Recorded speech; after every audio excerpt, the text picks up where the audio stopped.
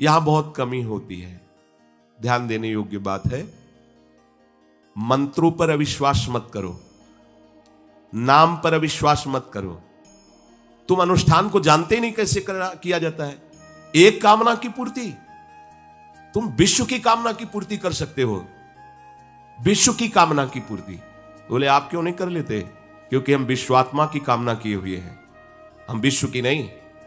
हम जिस बात की कामना किए हुए हैं उसके लिए विश्व का विस्मरण करना है। मन मन की रुचि जान नेह विधि अनुसरे। हम प्रियालाल की मन की बात जानकर उनकी सेवा में रत होना चाहते हैं। नहीं, नाम और मंत्र में इतनी ताकत है, आप उसको समझ नहीं पाए। आप विचार करके देखिए, जब कोई पवित्र अनुष्ठान कोई राक्षस करता था तो बहुत पहले से ही वो मदिरा त्याग देता था, मांस खाना त्याग देता था, दूसरे की निंदा करना त्याग देता था, अपवित्रता का त्याग कर देता। परम पवित्र ऋषियों की तरह होकर वो तब अनुष्ठान करता था। यद्यपि वो जगत विनाश के लिए अनुष्ठान होता, पर उसके लिए भी पवित्रता की ऐसी आवश्यकता थी। अब आप बेविचार करो, शराब पियो, मांस खाओ, गंदे आचरण करो और बोलो हमने राधा राधा कहा लेकिन काम नहीं बना। वो बोल रहे थे कि कितना भी बड़ा संकट हो, फिर बोल रहे हैं। अगर भयानक से भयानक विपत्ति को ऐसे न नष्ट कर दे तो बता देना, कृष्णाय वासुदेवाय हरे परमात्मने प्रणतः क्लेशनाशाय गोविंदाय नमो। इसका जप करो और जब तक तुम्हारा काम पूरा ना हो जाए ब्रह्मचर्य से रहो।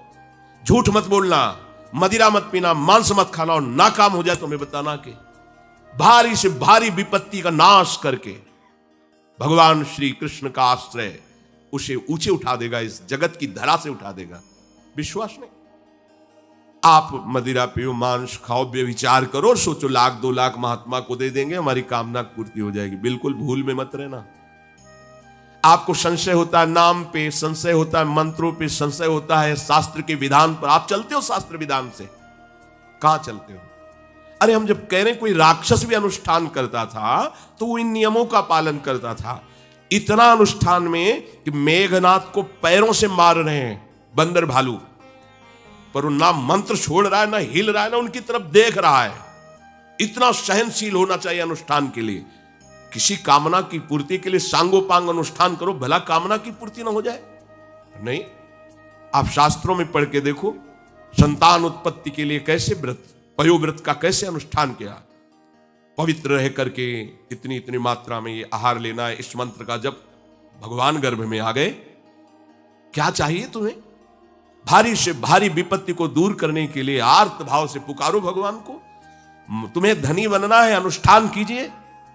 हम कह रहे किसी विशेष मंत्र आदि की तरफ ना बढ़िए, बोलिए राधा राधा। क्या चाहिए आपको?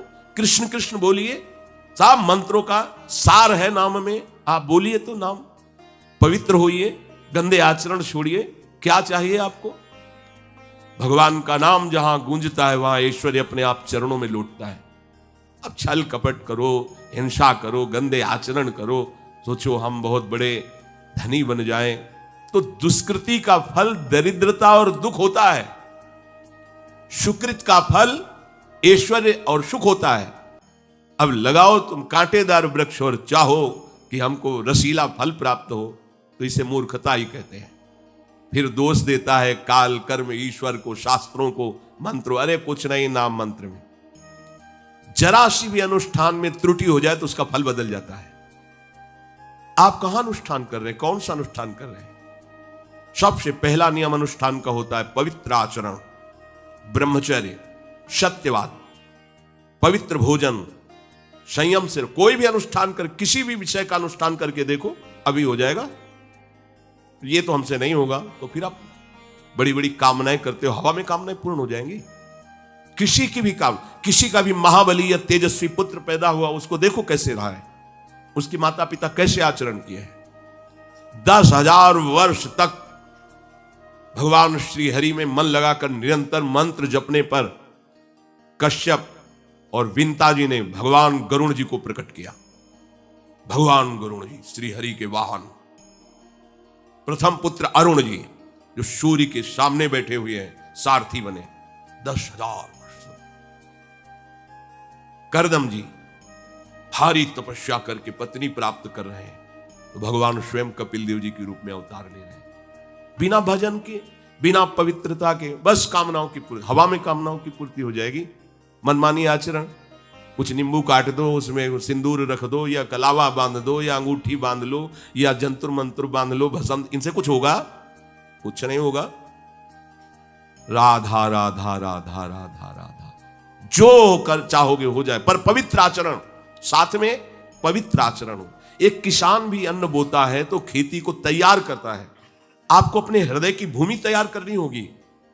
कामना पूर्ति के लिए ऐसे थोड़ी चला जाता है। देखो ना, ऐसे एक चपत लगा दी सुरुचि ने, क्योंकि उसकी रुचि के खिलाफ हुआ कि वो पिता की गोद में बैठना चाहते थे। क्षत्रिय बालक माता के पास गए, उनका नाम सुनीति है।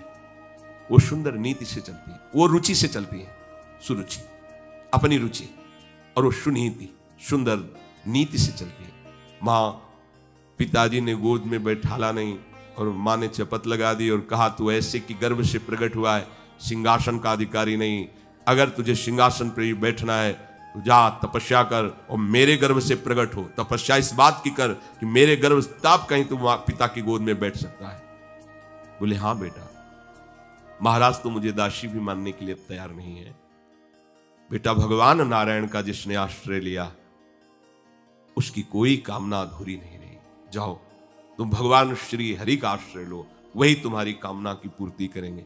मेरे में तो कोई सामर्थ्य नहीं, पर मैं आशीर्वाद देती हूं।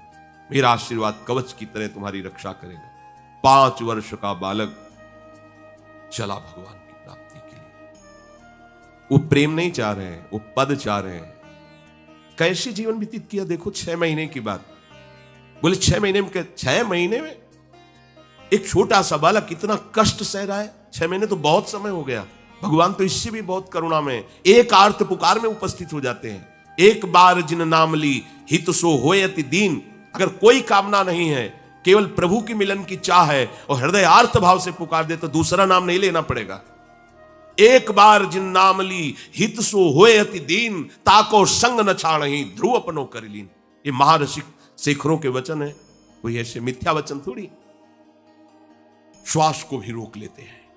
भगवान का जो मंत्र श्री देवर्षि नारद जी ने दिया उसी का ध्यान कर। ऐसा पद मिला कि सप्त ऋषि परिक्रमा करते हैं। ना उनके पिता को मिला, ना उनके पितामह को मिला। इसके आगे तो है ही नहीं। एक उत्तानपाद, महाराज मन, ब्रह्मा, बस ऐसा पद मिला कि किसी को पद नहीं मिला। पर आप देखो कामना की पूर्ति के लिए कैसे निष्ठावान होकर के, प्राणों को समर्पित करके भगवान के न आप बीड़ी सिगरेट पियो, प्याज लहसुन मांस मछली दुनिया की दलित दुराएं करो, हाँ हमारी कामनाओं की पूर्ति हो जाए। बेकार बकवास करते हैं लोग आकर। परमार्थ को एक हंसी बना दिया है, एक मजाक बना दिया है, संतों को एक नाटक बना दिया है, संत मार्ग को एक उपहास का स्वरूप बना दिया है। हमारी ये कामना की पूर्ति कर दो। उनका जीवन कामना की पूर्ति के लिए तुम्हारे है। अरे तुम्हें निष्काम करके भगवत साक्षात्कार कराने के लिए कि छोटी मोटी जिनमें तुम फंस कर तुम्हारी दुर्गति हो रही, उसी में और वो बढ़ावा देने के लिए। पर संसार तो अपनी बात मानता है, उस ना शास्त्र की बात मानता है ना संतों की।